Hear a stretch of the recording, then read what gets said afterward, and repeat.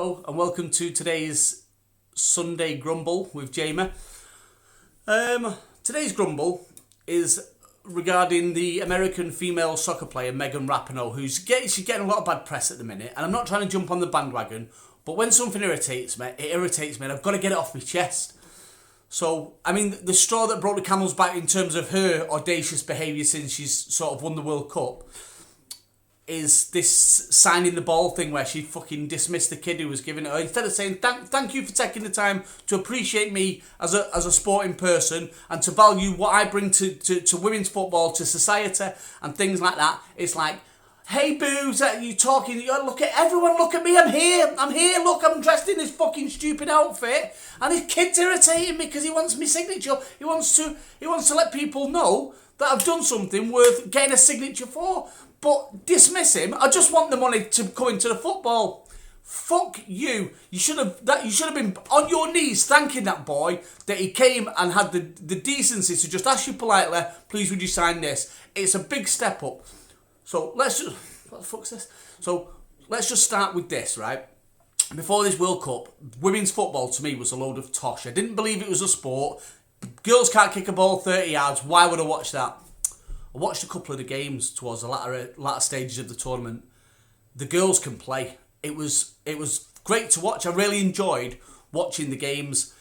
It got to the point where I didn't think I'm watching women's football. I was just watching football. So I enjoyed it. Come on, the Lionesses, give it some of that. So there was so much done. That's just me, but I think globally there was so much done for the women's game that came from this World Cup and this event. Now, there's a big thing about the wages, but you're acting like when men started the game over 100 years ago, they were getting millions, you barmy bastards. No, they weren't. They had to establish that brand of football. They had to bring it through. They had to make it an exciting thing. You can't just piggyback. You just said, Megan Rapinoe just said, I don't want to co-opt with the White House on the back of what we've done. Now, you're trying to do that with the men's game of football, because the men's game of football, it's not football, it's the men's game that has been globally, financially, commercially successful. You want a piece of that pie, but you think that the fucking White House and the President of the United States, why should they get our accolades, but we want theirs? You know, you're convoluted and you heads up your ass. Either you start the women's game, which you're doing, and great, there's grassroots football, there's more women, young girls getting involved than ever. That's fantastic. But that's where your starting point is. You don't just come in and say, I want a bit of the men's money. That's not how it works. You build your own brand, and over time, you will become more successful. You're the pioneers at this stage, trying to make it into something that it's not quite there yet. But don't have the double standards of, I'm not co-opting and letting the White House, this administration, get successful or get married up with the success we've worked hard for, and then say we want some of the men's success, we want some of that money.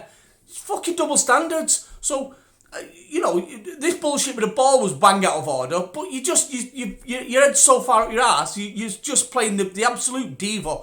For me, it grates me like fuck. I couldn't be in the same room as you. I'd just like, fuck this, let's go somewhere else. Let's go Burger King.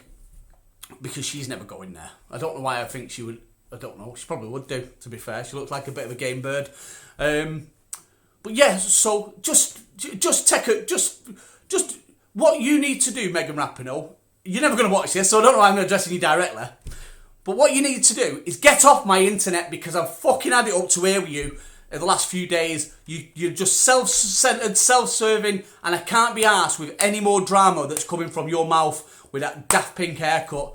So you like Make America Great Again. You just said in one of your interviews, yeah, it wasn't great for everyone then. He's not saying let's go back in a fucking time machine to 1960 where there was fucking divided fucking races, buses and all this shit, and gays got fucking tortured and fucking beat up. He's saying let's bring fucking money and jobs into the... I mean, I sound like I'm backing President Trump here. I'm not. That's not the point, but you're cherry picking what your sound bites that you want to say, and you're not getting a full picture, so you're coming across really fucking stupid, and a lot of people will say I am too. But you are, you're cherry picking the things you want to do.